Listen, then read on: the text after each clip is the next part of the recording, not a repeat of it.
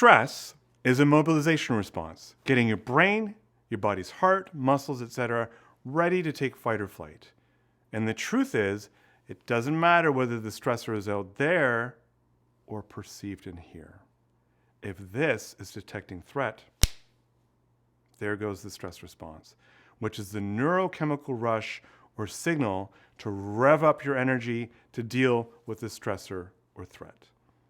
So, what are you tuned into? What are you in connection with? Some people are more aware of what's going on and doing diagnostics for their laptop, computer, or other device than what's going on with their own body or their mind. I had a friend who was very aware that something was wrong with their car. It was making some pretty loud noises. However, rather than figure out what was going on, they just turned on the radio to tune it out.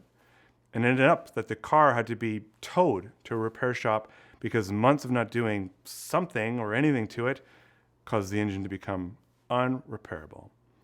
My friend was aware that something was not right and chose to ignore it.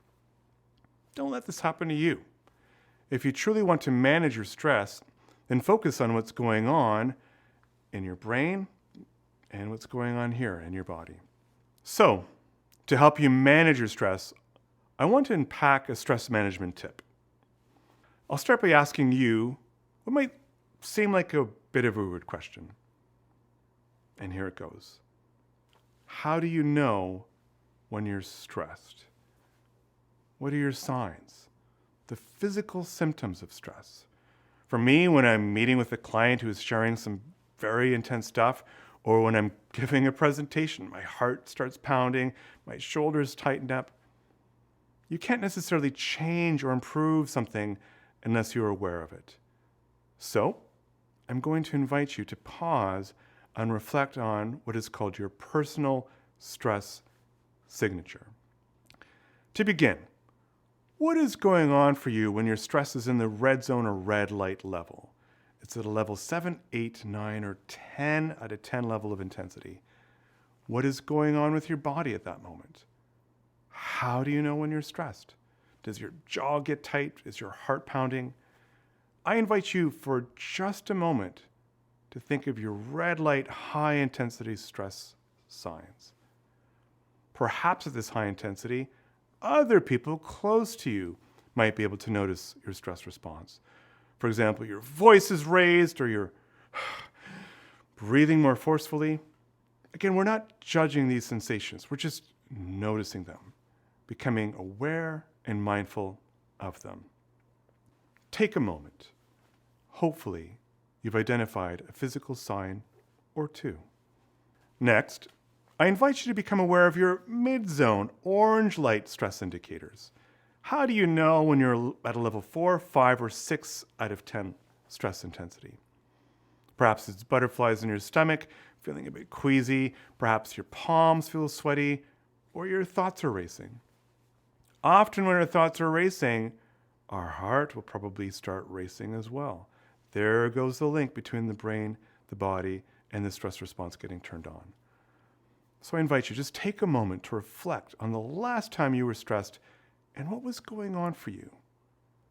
Perhaps you've really haven't thought about it before, but I'm inviting you to do this, to think about your stress signature, which can help you better identify and manage your stress. Finally, a bit more subtle and a bit more of a challenge to identify, what is your low intensity, your level 1, 2, 3 out of 10 stress sign? It would be your yellow light, if you will.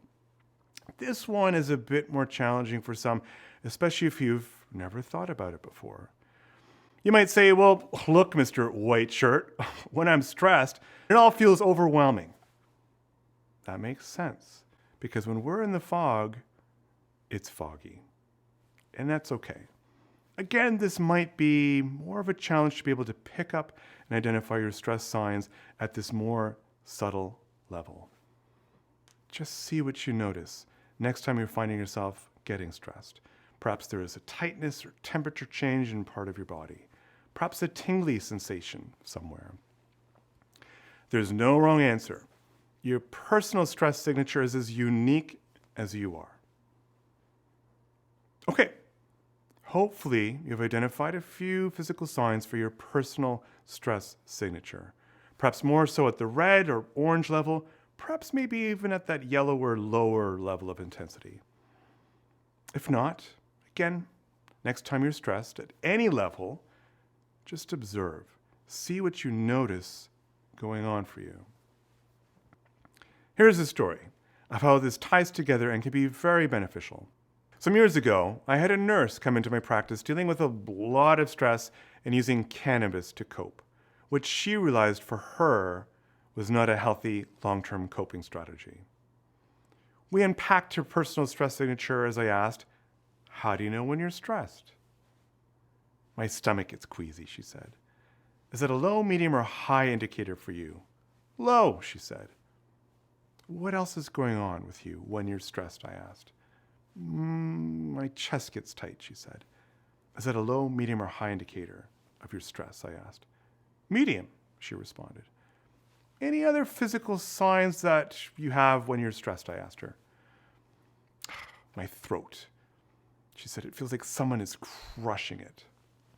"Is that a low, medium, or high indicator for you?" I asked. "High," she said. Well, guess what she was able to do with that information? She was able to identify her stress at the mid-level before it became a red light and overwhelm. She was soon later able to catch it at the low level and be able to take a quick break, go to the bathroom, splash cold water in her face to calm down. The idea is to be able to catch the stress building at a low level 1, 2, 3, 4 before it gets to an 8, 9, 10 overwhelm. Once we get to overwhelm, our higher thinking goes offline and we are often not making the best decisions. Next, have healthy coping strategies that work at those levels. For example, if you're at the red level, as much as possible, wherever you are, whoever you're with, maybe just step back. Give yourself some space and just take some deep breaths. For the other levels, perhaps focusing on your breathing will work, or recording or writing out what's going on for you. Writing or expressive writing involves higher brain circuits, and higher brain circuits can help inhibit and manage lower ones, like our emotional limbic system, which is where the fight-flight response occurs and gets hijacked. Perhaps it's calling a friend, reciting a mantra like, "This too shall pass," or other tools and techniques from your Inward Strong program. I met with this nurse, this client 2 weeks afterward, and how she was doing with her stress signature. And despite her job remaining as stressful as ever, she was better able to identify and regulate her personal stress response. She also shared that she no longer needed to use cannabis to help calm her down after her long 12-hour shifts. I encourage you to commit to doing this exercise for the next week and see what you notice.